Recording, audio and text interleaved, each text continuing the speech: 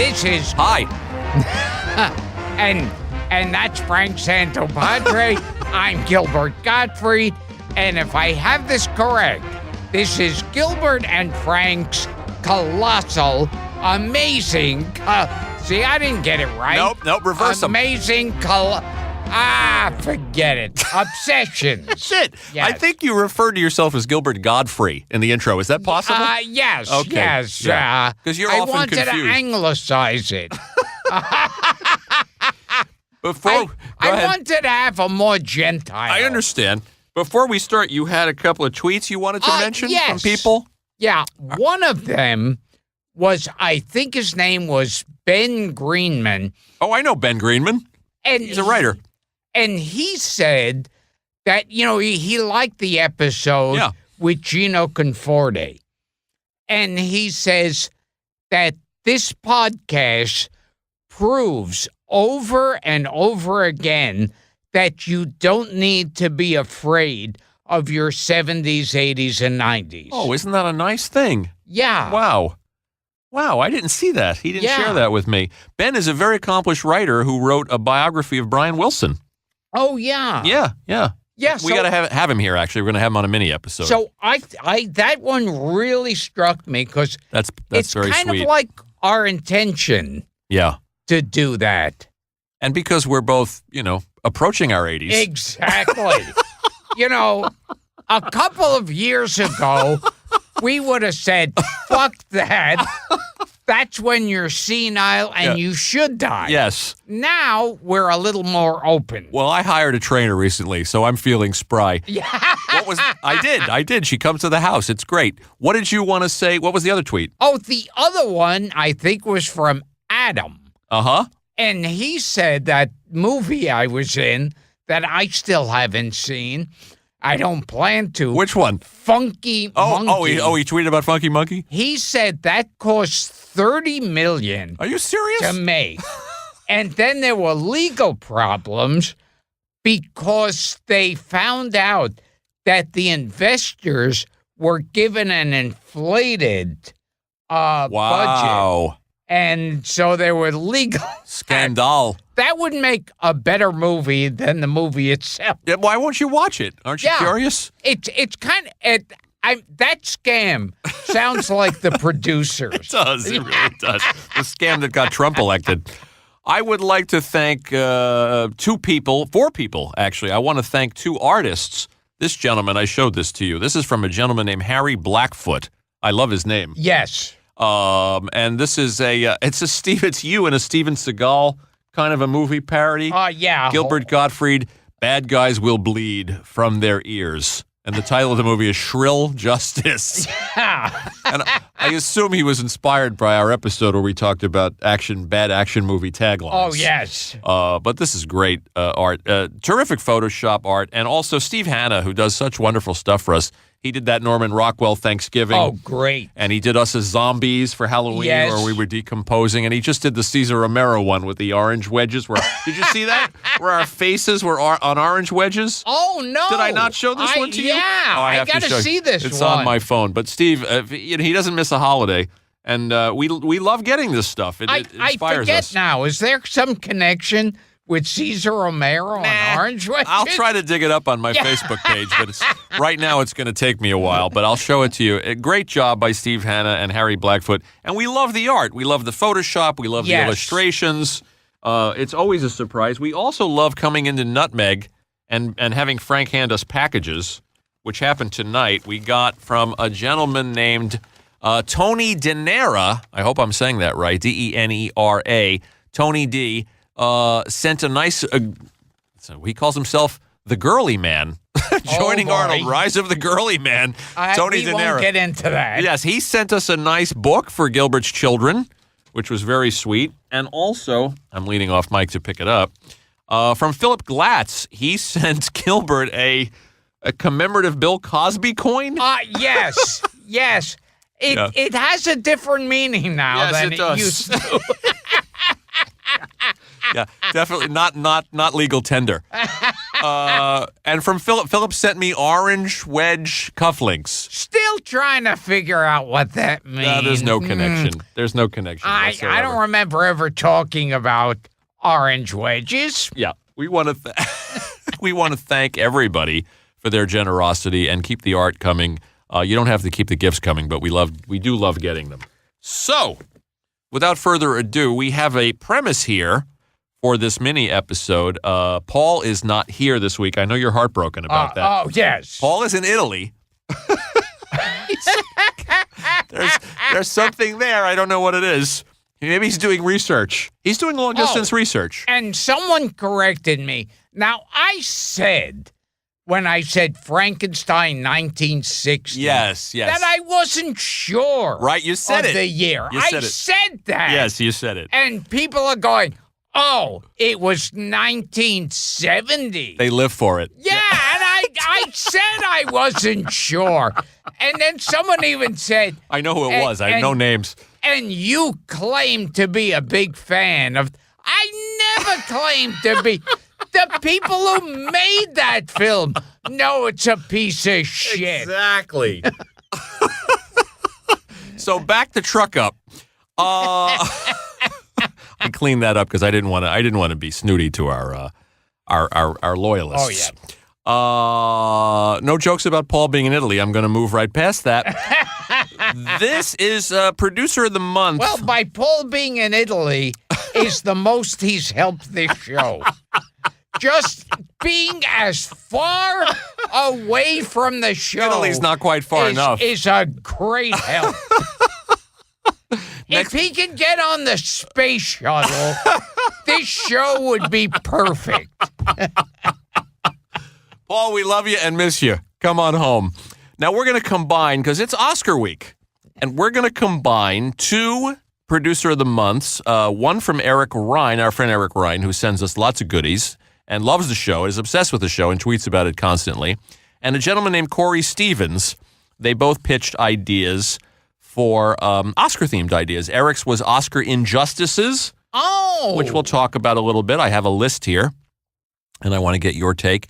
And Corey Stevens wants to know, of the last 20 best pictures, which do we think will hold up the best over time? Ooh, that's a good one. So I have a list, and we'll tick them off. But let's start with Eric,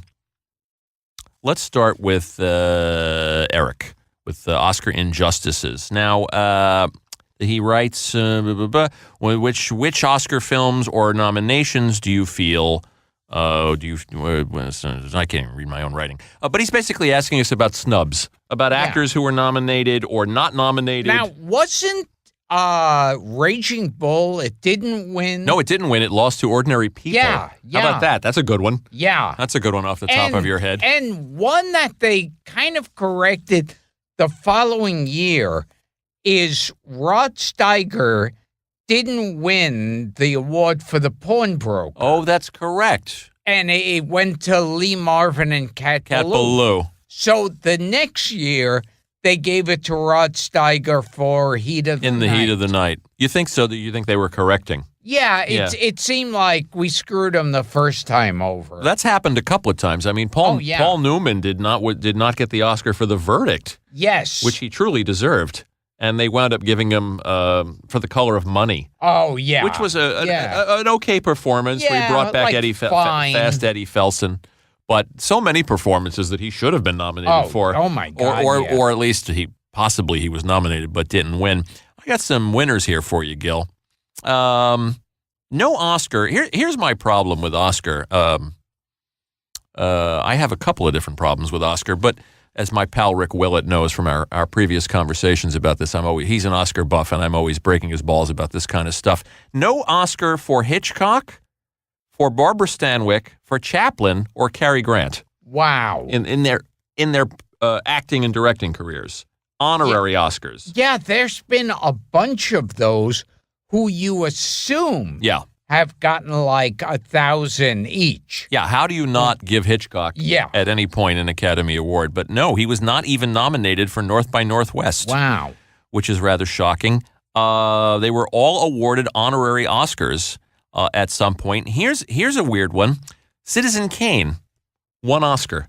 Oh, yeah. And only for screenplay. Well, like Citizen Kane, the Hollywood community was kind of scared of. Mm-hmm. Because because of Hearst. Yeah. Because he put the fear of God in everybody. Yeah. William Randolph Hearst had control over the media. Yeah. And so nobody wanted to support that film. It won Best Original Screenplay for Herman Mankiewicz and Wells, I assume. I think Wells collaborated on that. But nothing else. Yeah. Not Best Picture. Wells himself did not win. But you give a logical explanation for it. Singin' in the Rain, 1952, loses to The Greatest Show on Earth. Oh, wow. How's that possible? Yeah. Okay, that's one. And it's one of those where everybody remembers Singin' in the Rain. And nobody remembers The Greatest Show. I remember Jimmy Stewart as the clown. Yes. And Charlton Heston's in it. Wait a second. Was Jimmy Stewart a clown who was actually a doctor? I think so. Yeah. I have seen bits and pieces of that movie. Because someone gets hurt it's an entirety. in the circus, and him as the clown, works on this guy and saves him. I don't know if that's it. Well, we'll put it out there to people. I'm sure they will let us know. Now they'll start screaming at me. It's a Cecil B. DeMille. You call yourself a Jimmy Stewart expert? It's a Cecil B. DeMille picture. I must have killed more men than Cecil B. DeMille. You know what that's from? No. Blazing Saddles. Oh, wow. When the Waco Kid, when Gene Wilder is talking about his days as a gunslinger. Here's another one that's going to really bug you. 1957, Tony Curtis not nominated for The Sweet Smell of Success. Yeah. How about that? Yeah. How is that possible? And making it hurt all the more was that the best supporting actor that year went to Red Buttons for Sayonara. I don't think Lancaster was nominated either. Yeah. No, I don't think so. That's really strange. Here's one that's going to bug you too.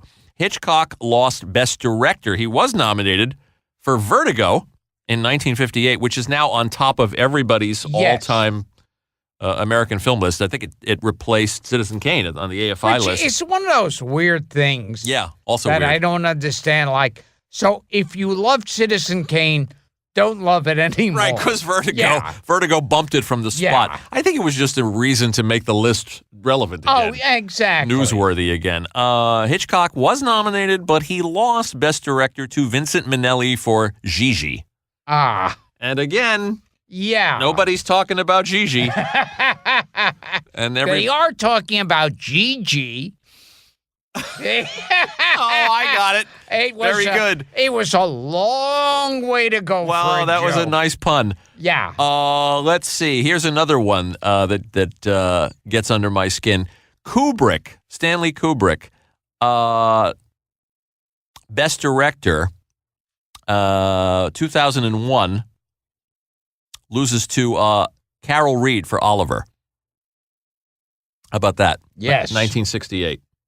Who's talking about Oliver? No one. People are talking about 2001. So it's interesting that our other listener asks which of these films stand the test of time, because we're talking about films that won the award and have not stood the test of time.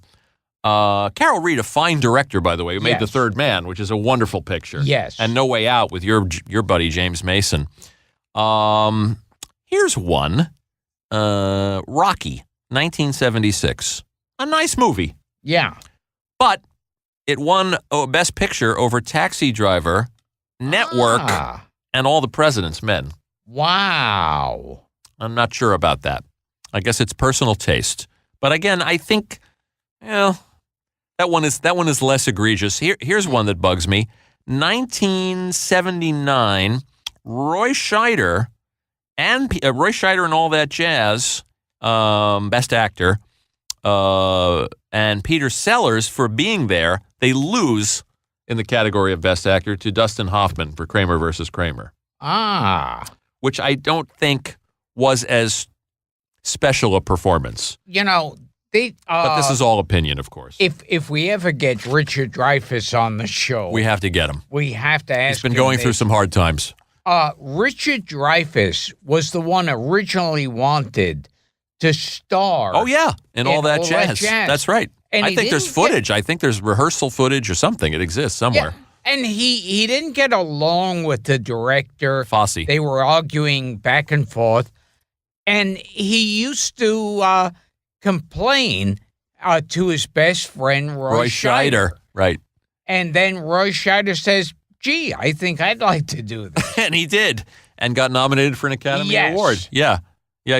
But Dreyfuss had that great line where he said, "Nobody needs to see my fat Jew ass prancing around on the screen." He was very self-deprecating about it. I don't know what happened. I don't know if it was that they clashed. He was probably doing a lot of cocaine at that time. Oh, yeah. I don't know if they and coming off an Oscar for The Goodbye Girl. Oh, that's right. In 78 or 77. But I don't know if they clashed or Dreyfuss just decided, no, I'm not cut out for a musical. Yeah. And who would think Roy Scheider could carry him, could carry that role? He's terrific in it.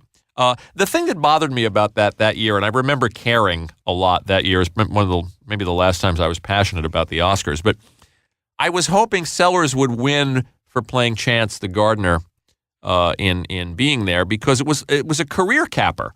Yes. He was in failing health. He always had the bad ticker. Yeah. I think he only made one more film. He made The Fiendish Plot of Fu Manchu instead of going out on Being There, which is kind of a tragedy. But I really wanted him to get that kind of career achievement Oscar, whereas Hoffman's career was still young. Now, Bob Fosse, the funny thing is, if you watch him dance, you see where Michael Jackson. Oh, barred a lot. Yeah. Yeah. And of course, Quincy Jones. Oh, yes. Said Michael Jackson was a thief, as well as Quincy Jones saying that Marlon Brando fucked Richard Pryor. We had that on a previous show. But You're free associating again. You can never say that sentence enough. Marlon Brando fucked Richard Pryor. Well, wait a minute. How do you know who was the top? Maybe it was the other way around. I like to picture a 700-pound Marlon Brando climbing on a terrified Richard Pryor. More terrified than when he caught fire. To have Marlon Brando mounting him. When we have Richard Donner on the show, you're going to ask him about Brando. That's all I'm going to ask mounting Richard him. Pryor. Speaking of Bob Fosse, I didn't write it down, but some people consider Fosse winning Best Director for Cabaret over Coppola for The Godfather. Oh, wow. Two completely different films and two wonderful directing jobs. See, that one's a matter of taste, but a lot of people consider that an outrage. A lot of times these problems or injustices are because you're narrowing it down to one thing. Yes. And you're making it a horse race. Yes, absolutely. And it's really apples and oranges, which is a cliche, but and it should be it should be, hey, this was a really good movie and this was a really good movie. This was a great performance. But when you make it like, well, this guy gave the great performance and then the other's the loser. Oh yeah. Well, there's no best. Yeah. Yeah. I mean, well, that was Brando's contention, why he wouldn't accept the award. Back to Brando. And George C. Scott, who also wouldn't show up. Didn't show up when he won for Patton. Yeah. And then Brando sent Sashim Littlefeather. Oh, my which we did a whole episode about with Artie Lang. Yes. When you did Artie Lang, Tracy Morgan. That's what led to the Hokapontis conversation. I'm not accepting this award because I'm Hokapontis. That's how we got there. We were talking about Brando refusing to accept his. And I think Brando said, I would rather fuck Richard Pryor in the ass. Wow. Yeah. That explains a lot. It was in all the papers. I don't remember It made that. the headlines. I'd rather fuck Richard Pryor in the ass. I don't remember that. Than accept the Academy Wow, Award. that is putting a fine point on it.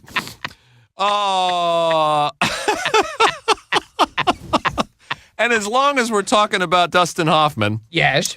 when I wanted him to win, I didn't want him to win over Sellers. When I wanted him to win in '82 for Tootsie, Oh, yeah. which he deserved, goddammit, Yes. he lost to Ben Kingsley for Gandhi. Oh, yeah. So that's another one that pisses me off. See, Ben Kingsley had one of those, like, holy parts where you got to give them the award. Well, it's also a physical transformation part, Yes. which the Academy tends to go for.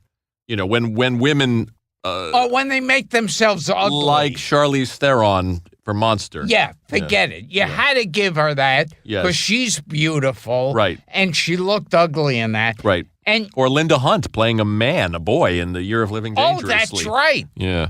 And who will probably get it this year is Robbie, Margot Robbie. Oh, Margot Robbie for turning into Tanya Harding. Yeah, but she's great in the film, once again, beautiful girl That's interesting. making herself homely. Yes. Well, you know what the GIMP factor is. Oh, yes, Yeah, with any Oscars. cripple. Yeah. My Left Foot, Rain Man. It's a long list. Yes. Yeah, Cliff Robertson and Charlie.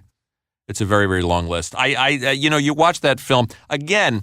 Tootsie did not win Best Picture. Not only did Hoffman lose to Kingsley, but Tootsie lost to Gandhi. Yes. And for my money, good film.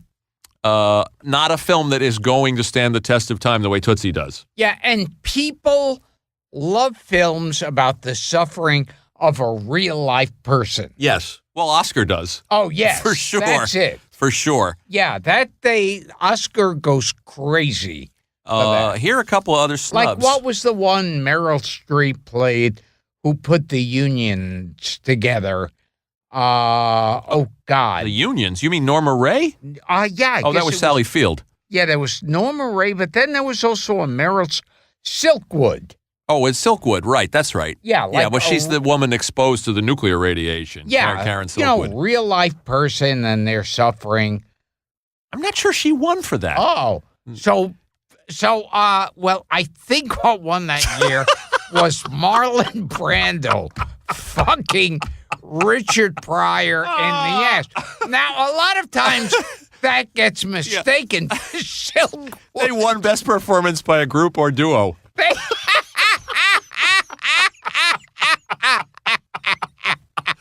Oh, my God. Let me get through these. You're killing me. Here's Raging Bull losing to Ordinary People you mentioned. Yes. In 80. In 90, Goodfellas lost to Dancing with Wolves. Oh, yeah. Yeah, another film that I don't think No one talks about will Dancing endure. with It's a good Wolves. film. Yeah. But I don't and revive the Western a little bit. But I mean Goodfellas. And yes. and Scorsese lost to Costner. And Goodfellas is one of those that fans of that just quote the dialogue back and forth. It's just a perfect movie. Yeah. I mean, it's excuse me, like The Godfather. We've talked about this. It's one of those movies you can't turn off when you land. Yes, When you're yes. clicking channels and you land on it, no matter where you land. Yeah, it's just hypnotic. I'll add two more. 94, Forrest Gump took Best Picture over a pretty formidable duo, Pulp Fiction and The Shawshank Redemption. Yeah. And I love Forrest Gump for a lot of reasons. I'm sure I'll get hate mail from our listeners for this. I do like Zemeckis. I think both of those movies are better movies. Yeah. I think Pulp Fiction is again one of those movies people talk about, and The Shawshank Redemption is one of those movies that's timeless that people will be talking about 100 years from now. I'm convinced of it. I'd be curious to see what our listeners think. And lastly, in 97, Titanic, Best Picture, over a film I like very much, L.A. Confidential. Oh, You like that picture? Yeah. Yeah. That was Russell Crowe. Oh, and, yes, and yes. Guy Pearce and James Cromwell was the heavy. and a name that they try not to mention anymore, Kevin Spacey. Kevin Spacey. Yeah, Danny DeVito was the Ouija kind of photographer. Yeah. Kim Basinger. She won, actually. I think she won Best Supporting Actress. But I don't even like Titanic as much as A Night to Remember. In 1958, which I think is a better Titanic movie. I'm not a big fan of Titanic. We'll get hate mail. Yeah. And here I made a little list of other snubbed performances over the years. Wells, I'd mentioned, was not nominated for Citizen Kane, or was he nominated and didn't win? Frankie, can you check that? Oh, Frankie's gone. Okay. Anthony Perkins, not nominated for playing Norman Bates in Psycho. I guess it's a smaller part, but it's a pretty good showy part. Yeah. Ruth Gordon, not nominated for Harold and Maude. Okay. Were there really 5 better performances by actresses that year? This one's going to kill you. Peter Lorre was not nominated for M. Oh, see that one. Yeah. Yeah, that was his greatest part. Yeah, and Robert Mitchum did not win for Night of the Hunter. Wow. That year, Marty won, Borgnine. Yeah. And that's probably Mitchum's greatest performance. Yeah. Nicholson did not win for Chinatown. Oh. Lost to Art Carney in Harry and Tonto. Oh, yeah. Different kind of performance. Yeah. Love Art Carney. Again, anybody talking about Harry and Tonto the way they're talking about Chinatown? But I think that was another one, like Art Carney's old, and you've been a fan of his for years. Yes, a sentimental Oscar. Nicholson did not win for The Shining. In fact, he wasn't even nominated. Wow. Which is interesting. And De Niro won that year for Raging Bull. Well-deserved. Yeah. 3 other terrific performances in recent years. Dennis Hopper did not win for playing that wonderful character in Blue Velvet. Oh. And 2 Alexander Payne movies and 2 performances I love without Oscar Gold are Paul Giamatti in Sideways. He wasn't even nominated, which is criminal. Watch that movie. He will break your heart in it. And Reese Witherspoon for her career role as Tracy Flick in Election. Oh. Also no gold, my friend. So what do you think? I wasn't paying attention. Back to Brando and Pryor, I know. Yeah. I know. I think Marlon Brando's I'm going to jump past this. Big fat ass was climbing on. Hey, we should get Ileana Douglas back on the show and ask her about that. Yes, she tried to bed Brando. Yeah. Let's get quickly to Corey's request. Corey Stevens. We're making this a 2-part Producer of the Month, and thank you guys for the suggestions, and thank our pal John Fodiatis for our spiffy new Producer of the Month theme. He wants to know which of the last 20 Oscar winners will hold up the best over time. Ooh. So I'm going to rattle them off quickly in the next 4 minutes.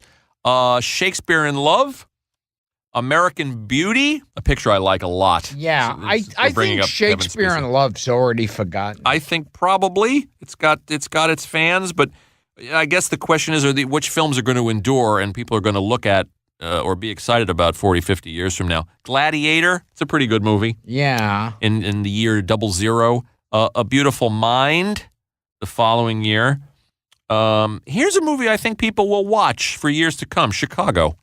Oh. Because the show has endured. Yeah. You know, and it's very, very well made. I don't think A Beautiful Mind will really hold up. I don't think so either. Isn't that funny? Yeah. The ones I put an asterisk next to were American Beauty. Yeah. And I remember Spacey, or was it was Sam Mendes? I think Spacey thanked Jack Lemmon, and Mendes thanked Billy Wilder. Yeah. Because they were both channeling Wilder, and I think The Apartment. Oh. A little bit in that picture. They viewed it as a modern-day Wilder picture. So I think that one stands the test of time. I say Chicago.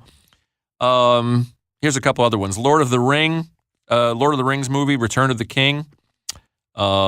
Lost to a pretty good movie that year. Do you know Master and Commander with Russell Crowe? Peter Weir movie? Yeah, it's a very good picture. $1 Million Baby. In 04, the Eastwood picture with Hilary Swank, the boxing movie. Okay. I thought Sideways was the movie of the year that year, but that's me. Crash in 05. In the movie Crash. Oh, is that the one where they're Sandra Bullock. Oh, your yes, girlfriend. it all had to do with racial strife in L.A. And what's his name? Matt Dillon. Matt Dillon's in it. Yes, a lot of people are in that one. Brokeback Mountain was the movie that year that people were talking about, and I think is the movie that will endure more than Crash. Scorsese finally gets his Oscar in 2006 for The Departed, which was a remake of a Chinese movie, I believe. I think, or Japanese movie. Yeah. And now that's always been weird. It's a remake of a Japanese movie, but it's based on actual gangsters and a story that's American, like Whitey. Strange. Very strange. What's his name? Oh, Whitey Bulger. Yeah, but the actor, I think he wasn't playing Bulger in that one, although the character may have been loosely based on him. Yeah. I think he was playing Frank Costello, a different mobster. Oh. In that. No Country for Old Men in 2007. You seen that Coen Brothers picture? Oh, yeah. Good performances. I thought Michael Clayton was a movie to admire that year. A good number of these are like... You're forgetting them. Yeah. Okay, I'll get through the list. Oh, in 2008, Slumdog Millionaire? Oh, okay. Like, that was, I think, also a movie for its time, and no one will That's an interesting take. In 2009, The Hurt Locker? Oh, yeah. In 2010, The King's Speech? Colin Firth? Good movie. A movie I liked a lot from 2011, and it was kind of a gimmicky picture, but it's very well made. The Artist. Seen that movie? Oh, okay.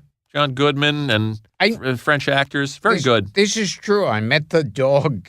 Oh, so did I. He was at the Friars Club. He was at the Friars Roast. What the hell was the name of that dog? He was so cute. The Jack Russell. Oh, shit.